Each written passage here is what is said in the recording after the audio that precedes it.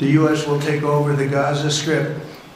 ফিলিস্তিনিদের স্থানান্তর করে গাজা দখলের প্রস্তাব দিয়ে বিশ্বব্যাপী চাঞ্চল্যের সৃষ্টি করেছেন মার্কিন প্রেসিডেন্ট ডোনাল্ড ট্রাম্প। তার এমন প্রস্তাবে সমালোচনার ঝড় উঠেছে। যুক্তরাজ্যের প্রধানমন্ত্রী কিয়ার স্টারমার ফিলিস্তিন ও ইসরায়েলের দ্বিরাষ্ট্রভিত্তিক সমাধান প্রক্রিয়ায় তার দেশের সমর্থনের কথা পুনর্ব্যক্ত করেছেন। ব্রিটিশ পার্লামেন্টে দাঁড়িয়ে তিনি বলেন, ফিলিস্তিনিদের অবশ্যই তাদের ঘরে ফিরতে দিতে হবে। গাজার বর্তমান পরিস্থিতিকে সংকটপূর্ণ আখ্যা দিয়ে যুক্তরাজ্যের পররাষ্ট্রমন্ত্রী ডেভিড ল্যামি বলেছেন, ফিলিস্তিনিদেরকে অবশ্যই গাজা ও পশ্চিম তীরে নিরাপদে বাস করা ও উন্নয়নের সুযোগ পেতে হবে।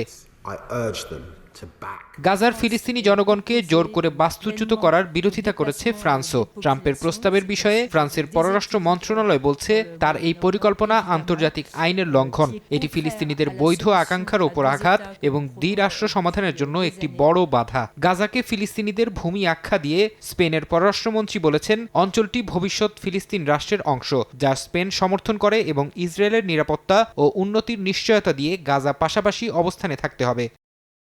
গাজাবাসীকে নিয়ে ট্রাম্পের পরিকল্পনার তীব্র সমালোচনা করেছে চীন, রাশিয়া, ইরান, তুরস্ক। চীনের পররাষ্ট্র মন্ত্রণালয় বলেছে, তারা আশা করে সব পক্ষই যুদ্ধবিরতি ও সংঘাত পরবর্তী শাসনকে একটি সুযোগ হিসেবে গ্রহণ করবে, যাতে দ্বিরাষ্ট্র সমাধানের ভিত্তিতে ফিলিস্তিনের বিষয়টিকে রাজনৈতিক সমাধানের সঠিক পথে ফিরিয়ে আনা যায়। ক্রেমলিনের মুখপাত্র দিমিত্রি পেসকভ বলেন, রাশিয়া মনে করে মধ্যপ্রাচ্য সংকটের মীমাংসা কেবল দ্বিরাষ্ট্রভিত্তিক সমাধানের ভিত্তিতেই সম্ভব।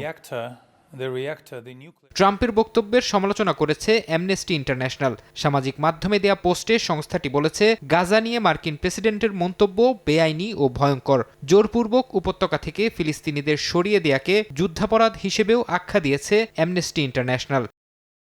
এদিকে প্রেসিডেন্ট ডোনাল্ড ট্রাম্পের কথার ব্যাখ্যা দাঁড় করিয়ে মার্কিন পররাষ্ট্রমন্ত্রী মার্কো রুবিও বলেছেন, ট্রাম্প কেবল গাজার ধ্বংসস্তূপ সরাতে চান, আর তা করতে হলে উপত্যকাটির মানুষদের অন্য জায়গায় সরে যেতে হবে। মার্কিন প্রেসিডেন্ট কঠোর কোনো পদক্ষেপের কথা বোঝাননি বলেও দাবি করেন রুবিও। আর হোয়াইট হাউস বলেছে, গাজা দখলে নেওয়ার প্রস্তাবের অংশ হিসেবে উপত্যকায় মার্কিন সেনা পাঠানোর প্রতিশ্রুতি দেননি ট্রাম্প।